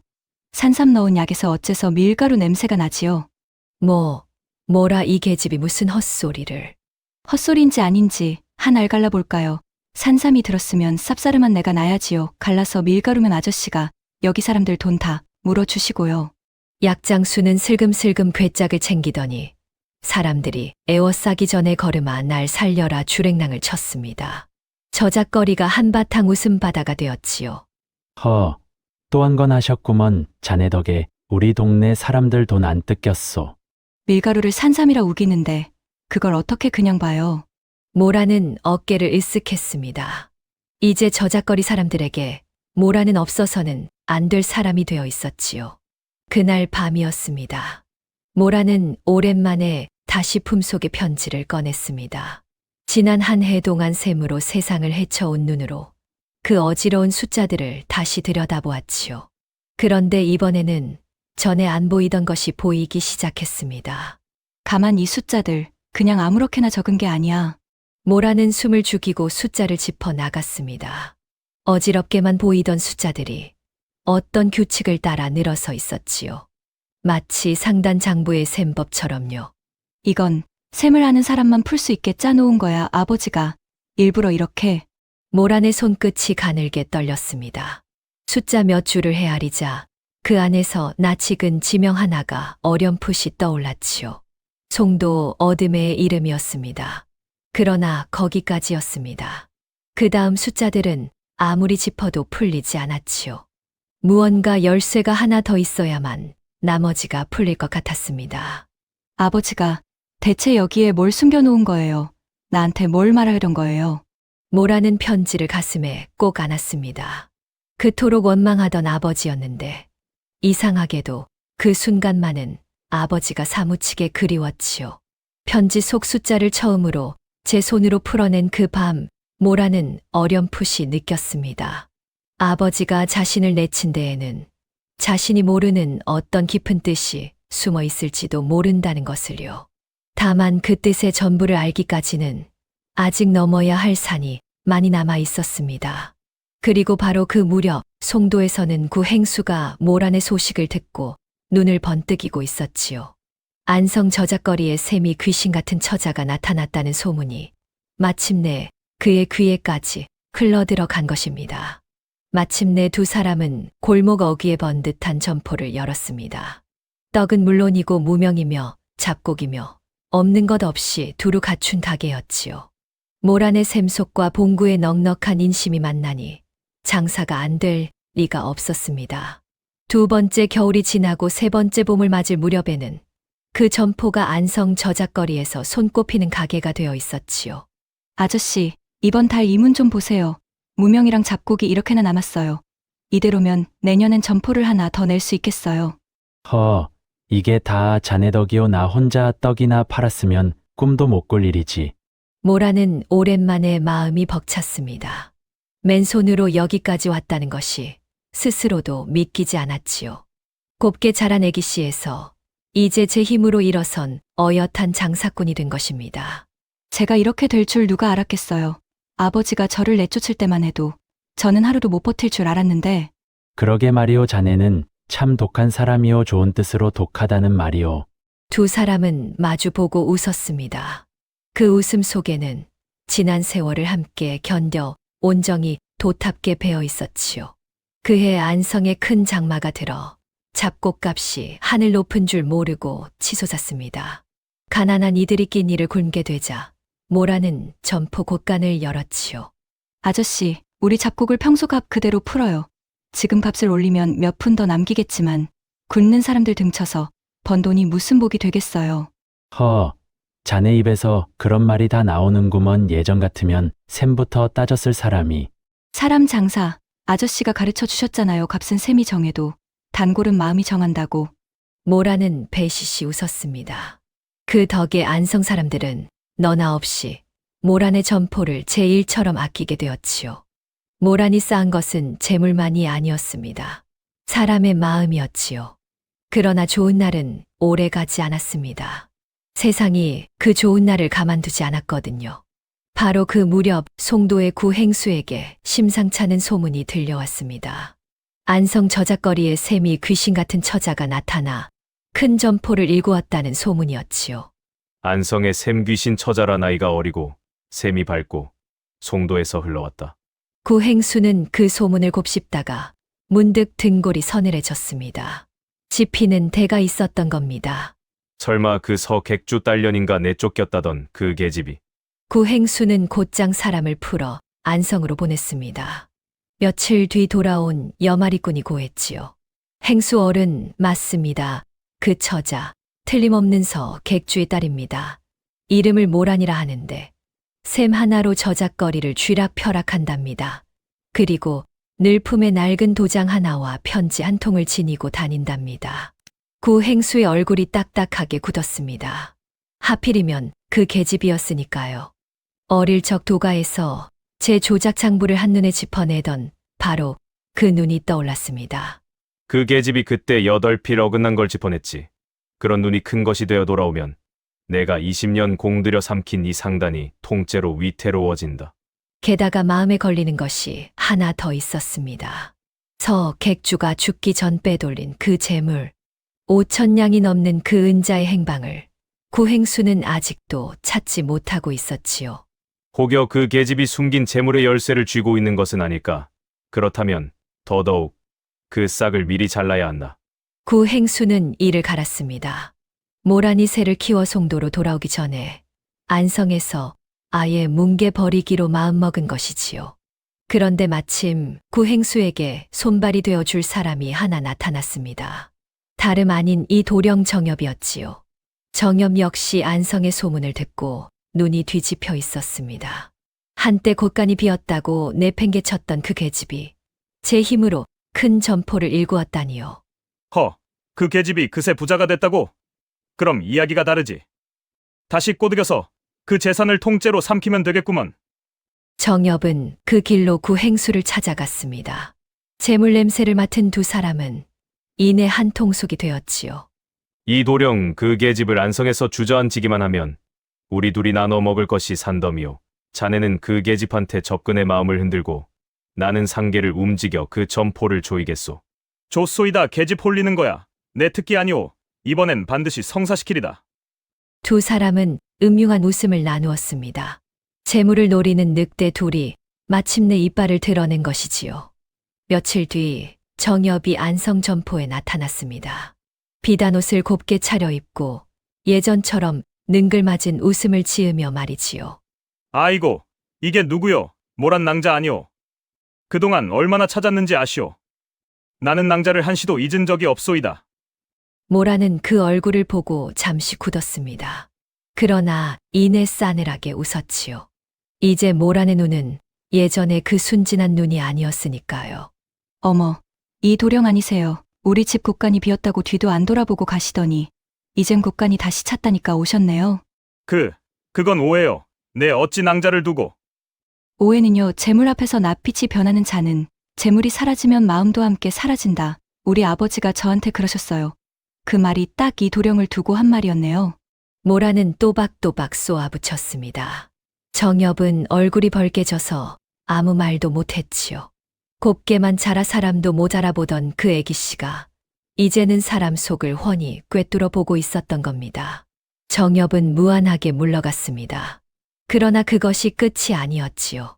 정말로 무서운 것은 눈에 보이는 정엽이 아니라 뒤에서 상계를 움직이는 구행수였으니까요. 구행수의 손길은 정엽 하나로 그치지 않았습니다. 이번엔 안성 저작거리에 고약한 소문을 퍼뜨렸지요. 저 처자가 원래 송도서 죄를 짓고 도망친 계집이라더군. 제 아비 재산을 축내고 내쫓겼다지 뭔가. 어쩐지 근본도 모르는 것이 샘만 밟다 했더니 헛소문은 발 없이도 저작거리를 돌았습니다. 모란을 따르던 사람들 중에도 슬금슬금 눈치를 보며 거리를 두는 이가 생겼지요. 구행수는 그렇게 모란을 사람들 사이에서 외톨이로 만들려 했습니다. 그날 이후 이상한 일들이 벌어지기 시작했습니다. 모란의 점포의 물건을 대던 도매상들이 하나둘 발길을 끄는 것이지요. 미안하네, 모란이 이제 자네한텐 물건을 못 대겠어. 아니, 갑자기 외호값도 제때 치르고 거래도 깔끔했잖아요. 그게 위에서 말이 내려왔어. 송악상단하고 거래하려면 안성 그 점포하곤 손을 끊으라고. 송악상단이 어떤 덴가. 우리 같은 장사꾼은 그 눈밖에 나면 끝이야. 모라는 말문이 막혔습니다. 발길을 끄는 것은 도매상만이 아니었습니다. 이튿날엔 점포 자리 주인이 찾아왔지요. 모란이 미안하네만 점포 세를 2배로 올려야겠네. 2배요? 갑자기 그게 무슨 말씀이세요? 나도 어쩔 수가 없어. 송악상단에서 사람이 다녀갔는데 자네한테 자리를 계속 내주면 우리 집안까지 상계에서 매장시키겠다더군. 집주인은 고개를 못 들고 돌아섰습니다. 물건을 대던 손도 자리를 내주던 손도 하나둘 등을 돌렸지요. 눈에 보이지 않는 거대한 힘이 모란의 목을 사방에서 조여왔습니다. 봉구가 주먹을 불끈 쥐었지요. 대체 어떤 놈이 이런 짓을 우리가 무슨 잘못을 했다고. 송악상단이에요. 아저씨 제 아버지 상단을 삼킨 자가 이젠 저까지 짓밟으려는 거예요. 그럼 우리도 가만히 있을 순 없잖소. 관가에 고발이라도 합시다. 소용없어요. 저쪽은 상계를 다 쥐고 있는 거려. 증거도 없고 힘도 없는 우리가 무슨 수로 저 큰 상단을 이겨요. 모라는 입술을 깨물었습니다. 샘으로도 풀리지 않는 벽 앞에서 난생 처음 무력함을 느꼈지요. 모라는 그제야 똑똑히 알아챘습니다. 누군가 보이지 않는 손으로 제 목을 서서히 조여오고 있다는 것을요. 그리고 그 손의 주인이 다름 아닌 송악상단, 제 아버지의 상단을 집어삼킨 자라는 것도 어렴풋이 짐작이 갔지요. 송악상단 우리 아버지 상단이 어째서 나를. 그날 밤 점포는 손님 하나 없이 텅 비었습니다. 모라는 팔리지 않은 물건들을 물끄러미 바라보다 힘없이 주저앉았지요. 아저씨, 저 때문에 아저씨까지 이 꼴이 됐어요. 저만 없으면 아저씨는 예전처럼 편히 살 텐데 저 그냥 여기서 떠날까 봐요. 무슨 소리요? 이제 와서 어딜 간단 말이오. 제가 있으면 아저씨만 다쳐요. 저는 어차피 근본도 없는 계집이라잖아요. 봉구가 정색을 하고 모란의 앞을 막아섰습니다. 이 사람아, 그 입 다무시오. 나는 자네가 근본이 있어서 곁에 둔 게 아니오. 굶주린 사람한테 떡 한 덩이 나눌 줄 아는 그 마음을 보고 함께한 거요. 힘들다고 도망칠 거면 저작거리에서 그 고생을 왜 했소. 끝까지 같이 버팁시다. 저 큰 상단이 무슨 수를 쓰든 우리한텐 우리대로 무기가 있잖소. 자네 그 셈 말이오. 봉구의 말에 모라는 눈물이 핑 돌았습니다. 그리고 문득 셈이라는 말에 무언가가 머릿속을 스쳤지요. 조작된 장부는 반드시 다른 데가 안 맞는다던 제 입으로 한 그 말이요. 그러나 지금 당장은 눈앞의 폭풍을 견뎌내는 것이 먼저였습니다. 모란의 가슴에 불길한 그림자가 드리웠습니다. 저작거리에서 겨우 일으켜 세운 이 작은 성이 뿌리째 흔들리기 시작한 것이지요. 폭풍은 이제 막 그 시커먼 아가리를 벌리고 있었습니다. 구행수의 압박은 날이 갈수록 지독해졌습니다. 물건도 손님도 자리도 다 끊긴 점포는 하루가 다르게 말라갔지요. 그러나 구행수는 그것으로도 성에 차지 않았습니다. 구행수는 먼저 정엽을 앞세워 모란에게 마지막 통첩을 보냈습니다. 정엽이 점포에 찾아와 능글맞게 운을 뗐지요. 모란 낭자 좋게 말할 때 들으시오. 송악상단 어른께서 낭자를 어여삐 보시어 살기를 하나 열어주겠다 하시오. 살길이라니요. 낭자가 선친한테서 받은 물건이 있다지요. 도장이며 편지 나부랭이 그거 순순히 넘기고 이 고을을 뜨면 목숨은 붙여주겠다 이 말이오. 모란은 속으로 흠칫했습니다. 구행수가 이 도장과 편지를 노리고 있다니요. 그렇다면 이 안에 저들이 그토록 찾는 무언가가 들어있다는 뜻이었지요. 모란은 애써 태연이 되받았습니다. 그깟 낡은 도장이 뭐라고 송악상단 대행수식이나 되는 분이 탐을 내신대요. 어째 수상하네요. 쓸데없는 소리 말고 넘길 거요 말 거요. 못 넘겨요. 이건 돌아가신 아버지 유품이에요. 죽어도 못 내놔요. 정엽은 코웃음을 치며 돌아갔지요. 글이 나온다면 할 수 없지 두고두고 후회하게 될 거요. 통첩이 통하지 않자 구행수는 이를 부드득 갈았습니다. 그 계집이 어지간히 독한 모양이군. 곱게 말해선 안 되겠다. 이젠 뿌리를 뽑아야겠다. 마침내 구행수는 최후의 수단을 꺼냈지요. 저작거리 왈자패에게 돈을 쥐어준 겁니다. 그날 밤 왈자패가 점포로 들이닥쳤습니다. 몽둥이를 든 사내들이 물건을 둘러엎고 세간을 부수기 시작했지요. 자, 곱게 말할 때 이 동네 뜨는 게 좋을 거다. 안 그러면 뼈도 못 추릴 줄 알아. 이게 무슨 짓이에요. 당장 그만두지 못해요. 모란이 앞을 막아섰습니다. 그러자 사내 하나가 모란을 거칠게 밀쳤지요. 모란이 나동그라지자 봉구가 눈이 뒤집혀 달려들었습니다. 이놈들 감히 어디다 손을 대. 봉구는 모란을 지키려 몸으로 막아섰습니다. 그러나 여럿을 당해 낼 수는 없었지요.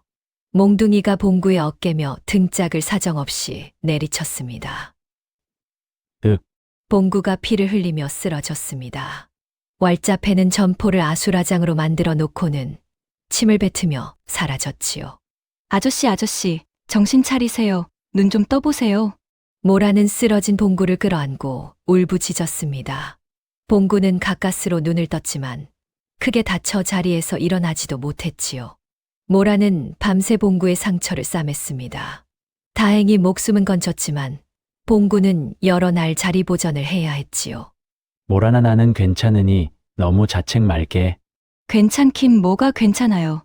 저 때문에 아저씨가 이 지경이랬는데 자네 때문이 아니라 저 못된 놈들 때문이지. 세상에 죄가 있다면 힘없는 게 죄가 아니라 힘으로 남을 짓밟는 게 죄요. 봉구는 아픈 중에도 모란을 다독였습니다. 그 말이 모란의 가슴에 콱 박혔지요. 힘없는 것이 죄가 아니라는 바로 그 말이요. 부서진 점포, 다쳐 눈 봉구, 등을 돌린 사람들. 모란은 그 한복판에 홀로 주저앉았습니다. 저작거리에서 3년을 죽도록 일에 쌓아 올린 모든 것이 하룻밤 새 잿더미가 되어버린 것이지요.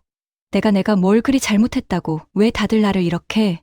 모라는 하늘을 올려다보며 소리 없이 울었습니다.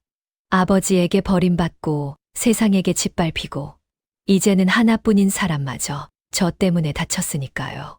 살아온 날 중에 가장 캄캄한 밤이었습니다. 사흘이 지나도록 모라는 아무것도 할 수 없었습니다. 부서진 점포를 치울 기운도 다시 일어설 엄두도 나지 않았지요. 저작거리 사람들은 구행수가 무서워 아무도 곁에 오지 못했습니다. 다 끝났어 아버지도 점포도 이젠 아무것도 안 남았어. 모라는 무릎에 얼굴을 묻었습니다. 그런데 그 순간 자리에 눈봉구가 잠결에 나직이 중얼거렸지요. 숫자는 거짓말을 못한다고 했잖소 자네가. 잠꼬대 같은 그 말이 이상하게도 모란의 귀에 콱 박혔습니다. 숫자는 거짓말을 못한다. 제가 늘 입에 달고 살던 그 말이요. 문득 모란은 무언가에 홀린 듯 품속으로 손을 가져갔습니다. 품속에서 무언가가 만져졌습니다. 아버지가 쥐어준 그 편지, 그리고 반으로 쪼갠 낡은 도장이었지요. 3년을 몸에 지니고 다녔지만 그 도장이 무엇에 쓰는 것인지는 여태 몰랐습니다. 아버지 이 못난 딸은 이제 다 잃었어요. 대체 저더러 어떻게 살라고 이런 것만 쥐어주고 가셨어요. 모라는 편지와 도장을 꺼내 물끄러미 바라보았습니다. 그러다 문득 지난번에 풀다 만 편지의 숫자들이 눈에 들어왔지요. 그때였습니다. 도장을 만지작거리던 모란의 손끝이 우뚝 멈췄습니다. 반쪽 도장에 잘린 면에 아주 작은 숫자와 획들이 새겨져 있었던 겁니다. 이 도장에 숫자가 설마. 모라는 떨리는 손으로 도장의 숫자를 편지에 대어보았습니다. 그러자 거짓말처럼 풀리지 않던 나머지 숫자들이 하나둘 제자리를 찾기 시작했지요. 도장의 새김이 바로 편지를 푸는 열쇠였던 겁니다. 한 줄 한 줄 아버지의 숨은 뜻이 모습을 드러냈습니다. 그리고 마침내 편지의 참뜻을 다 읽어낸 순간 모라는 그 자리에 얼어붙고 말았지요. 편지에는 이렇게 적혀 있었습니다. 내 딸 모라나 이 글을 내 손으로 풀었다면 너는 이미 샘으로 세상을 헤쳐나갈 눈을 얻은 것이다. 그것이 이 아비가 너를 내친 까닭이다. 곳간 뒤에 숨어서는 너는 결코 사람을 보는 눈을 얻지 못한다. 재물을 노리는 늑대들이 너를 산채로 뜯어먹을 것이 두려워. 나는 차라리 너를 저작거리로 내몰았다. 송악상단의 진짜 재물은 다 빼돌려 감춰두었다. 은자 5,000냥과 전담 문서는 이 편지 속 지명에 있다. 그리고 그 모든 것의 주인이 너임을 증명할 물건은 내가 쥔 도장 반쪽과 맞물릴 나머지 반쪽에 있다. 그 반쪽은 내 벗한 대방이 지니고 있느니라. 모라나 이 아비는 단 하루도 너를 버린 적이 없다. 가장 모진 얼굴로 너를 가장 깊이 사랑했을 뿐이다. 편지를 읽어 내려가던 모란의 눈에서 굵은 눈물이 뚝뚝 떨어졌습니다. 3년을 품어온 원망이 그 한 장의 편지 앞에서 봄눈처럼 녹아내렸지요. 아버지가 저를 버린 게 아니었어. 저를 살리려고. 모라는 편지를 가슴에 끌어안고 오열했습니다. 모진 말로 등을 떠밀던 그 밤, 대문 안쪽에서 아버지가 어떤 얼굴을 하고 있었을지 이제야 사무치게 알 것 같았지요. 그리고 문득 저작거리에 가틀러들어 헛간에서 지내던 시절, 헛간 앞에 놓이던 밥 한 그릇의 정체도 어렴풋이 짚였습니다.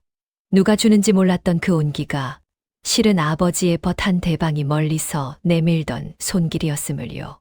아버지는 저를 내치면서도 굶어 죽지 않도록 벗의 손을 빌려 지켜보고 있었던 겁니다.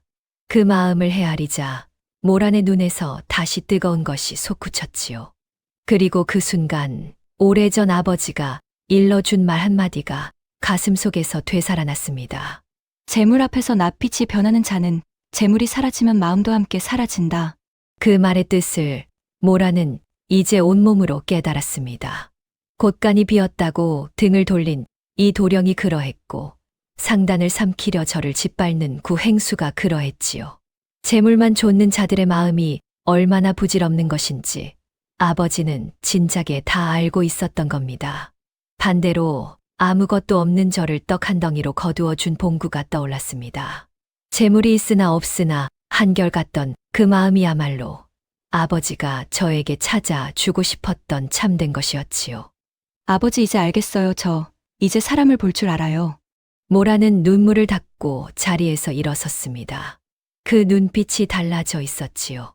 원망에 사무쳐 웅크렸던 아이는 사라지고 아버지의 뜻을 이어 제 상단을 되찾으려는 굳센 여인이 그 자리에 서 있었습니다. 날이 밝자 모라는 자리를 털고 일어난 봉구에게 편지 이야기를 털어놓았습니다.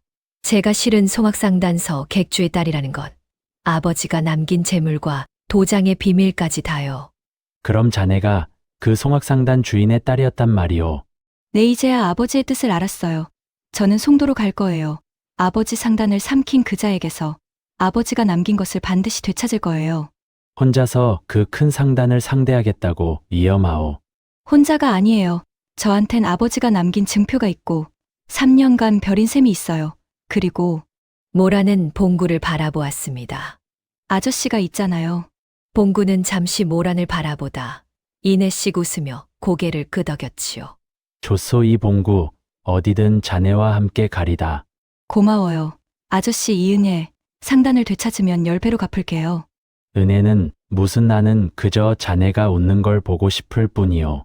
봉구는 아픈 몸을 이끌고도 환하게 웃었습니다. 그 웃음에 모란도 오랜만에 마주 웃었지요.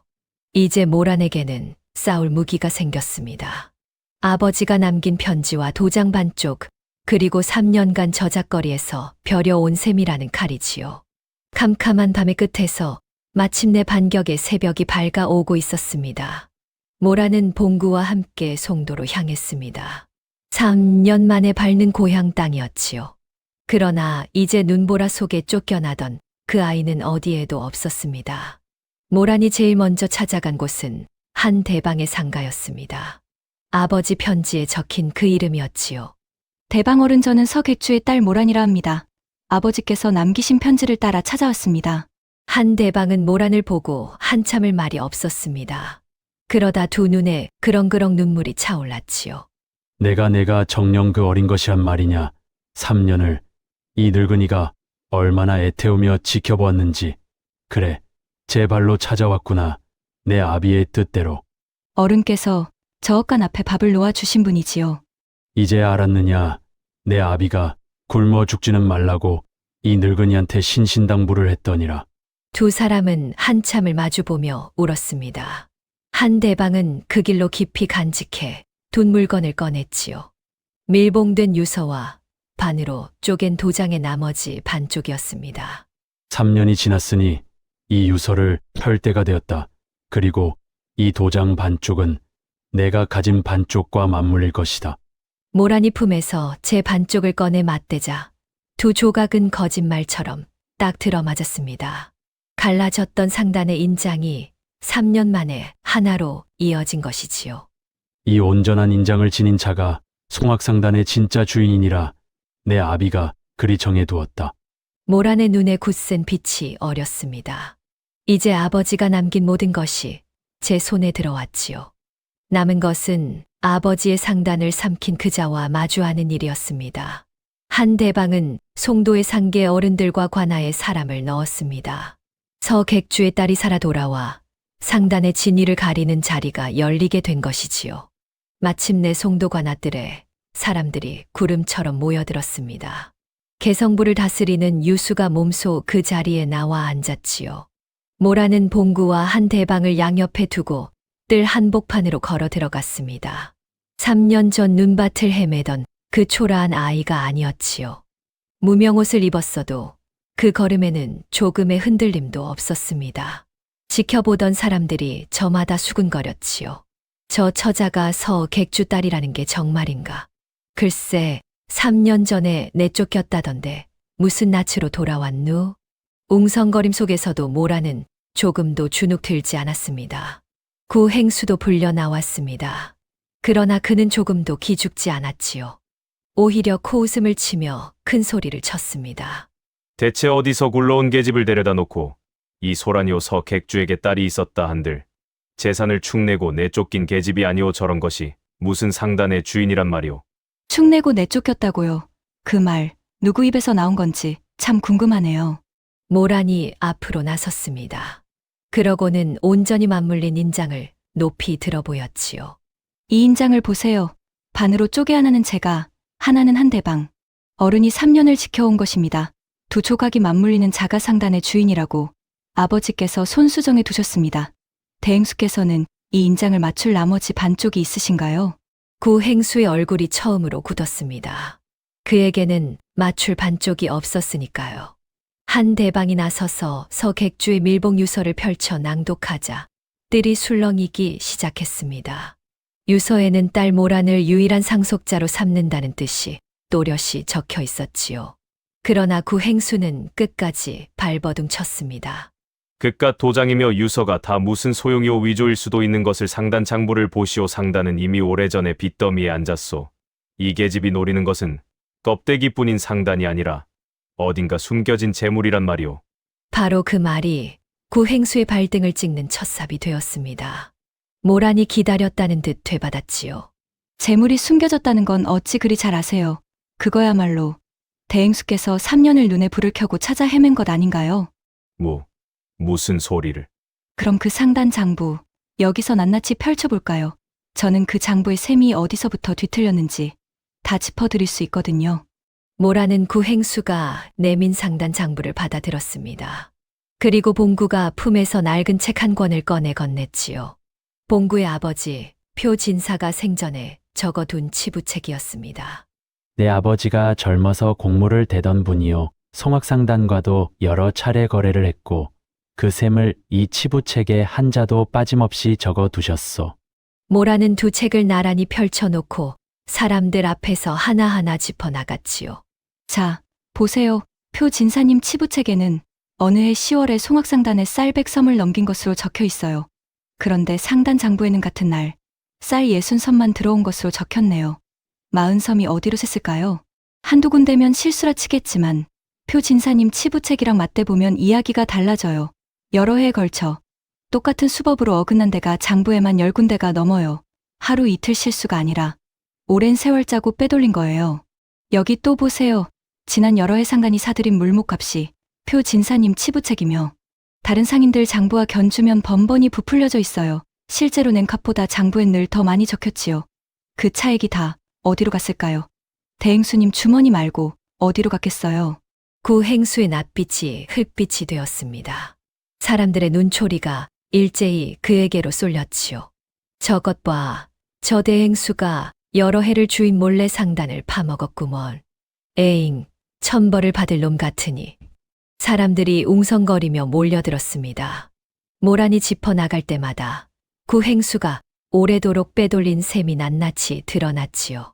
조작한 장부는 진짜 기록 앞에서 발가벗겨졌습니다. 그건 서사가 잘못 적은 것이오. 나는 모르는 일이오.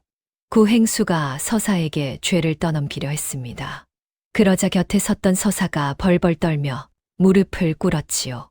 소인은 그저 행수 어른이 시키는 대로 했을 뿐입니다. 장부를 고치라, 은자를 빼돌리라. 다 행수 어른의 지시였습니다. 소인은 죽고 싶지 않습니다. 구 행수의 최측근마저 등을 돌린 순간이었습니다. 궁지에 몰린 구 행수의 이마에 식은땀이 흘렀지요. 그때 뒤에 숨어 눈치만 보던 이 도령 정엽이 슬그머니 발을 빼려 했습니다. 나는 이런 일에 아무 상관없소이다. 나는 그저 구행수가 시키는 대로 계집한테 말 몇 마디 건넨 죄밖에 없소. 다 저 구행수가 꾸민 일이오.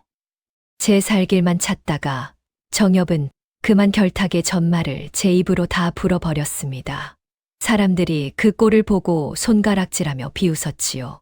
저 도령은 또 뭐야, 재물 냄새 맡고 붙었다가 발등에 불 떨어지니 저 혼자 살겠다고 다 불어버리네. 참으로 가관일세. 정엽은 얼굴이 홍당무가 되어 사람들 사이로 주랭랑을 쳤습니다. 재물을 줬던 자의 마지막이 이토록 우습고 초라했지요. 마침 유모 돌금까지 달려와 눈물로 증언을 보탰습니다. 이 늙은 것이 애기 씨를 젖먹이 때부터 키웠습니다요. 등에 업고 자장가를 불러준 것이 바로 저 올시다. 저 아씨가 서 객주 어른의 친딸이 아니면 이 세상에 누가 친딸이란 말입니까? 평생 입이 가볍기로 소문난 돌금이었지만 이 순간만은 그 가벼운 입이 오히려 진실을 지키는 힘이 되었지요. 이제 더는 발뺌할 구석이 없었습니다. 인장도 유서도 조작된 장부도 측근의 실토도 유모의 증언도 모두 한 사람을 가리키고 있었지요. 유수는 마침내 판결을 내렸습니다. 구행수는 주인을 속이고 상단을 가로챈 죄, 장부를 조작해 재물을 빼돌린 죄가 명백하다. 당장 옥에 가두고 가로챈 재산을 모조리 서 객주의 딸에게 돌려주어라. 포졸들이 구행수를 끌어냈습니다. 20년을 공들여 삼키려던 상단이 마지막 순간에 손가락 사이로 모래처럼 다 빠져나간 것이지요. 구행수는 옥에 갇히는 그 순간까지도 끝내 숨은 재물이 어디 있는지 알아내지 못했습니다. 모라는 아버지가 감춰둔 은자 5,000냥과 전담 문서를 편지에 적힌 그 자리에서 고스란히 찾아냈습니다.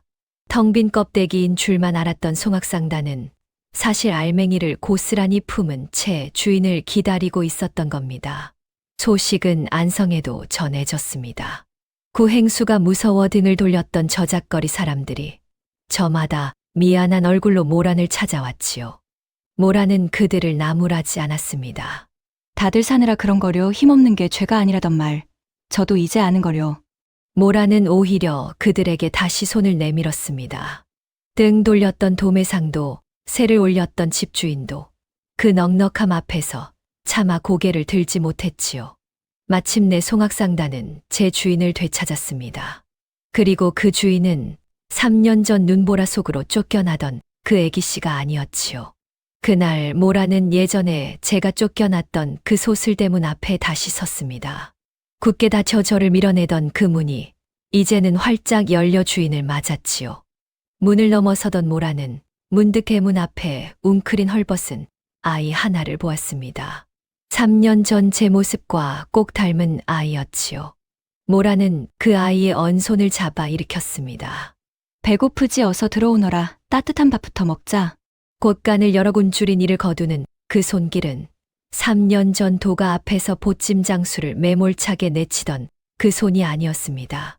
샘만 밟던 애기씨가 이제 사람을 볼 줄 아는 어른이 된 것이지요. 곁에 선 봉구가 흐뭇하게 그 모습을 바라보았습니다. 모란이 봉구를 돌아보며 말했지요. 아저씨, 아니, 이젠 이렇게 부를게요. 제 곁에 남아 주시겠어요. 재물이 있을 때나 없을 때나 한결같던 사람은 아저씨뿐이었어요. 나는 떡장수 출신이여 상단 안주인 곁에 서기엔 너무 초라하지 않겠소. 초라하긴요. 저는 신분도 재물도 아닌 사람을 골랐어요. 그게 아버지가 저한테 가르쳐 주고 싶었던 거예요. 봉구는 더 사양하지 않았습니다. 두 사람은 마주보며 환하게 웃었지요. 곱게만 자란 거상의 딸과 저작거리 떡장수는 그렇게 서로의 곁을 택했습니다. 세월이 흐른 뒤에도 송도 사람들은 이 이야기를 두고두고 전했지요. 재물 앞에서 낯빛이 변하는 자는 재물과 함께 쓰러지고 가진 것 없어도 한결같은 마음은 끝내 복으로 돌아온다지. 아버지가 남긴 그 한마디는 모란의 삶을 통해 그렇게 증명되었습니다. 사람을 재물로 재던 세상에서 사람을 사람으로 볼 줄 아는 눈이야말로 가장 큰 재산이었던 것이지요. 오늘의 이야기는 여기까지입니다. 다음 영상을 빠르게 만나보시려면 좋아요와 구독을 눌러주세요. 지금 화면에 나오는 더 재미있는 영상들도 함께 해주세요. 그럼 모두 행복한 하루 보내세요. 감사합니다.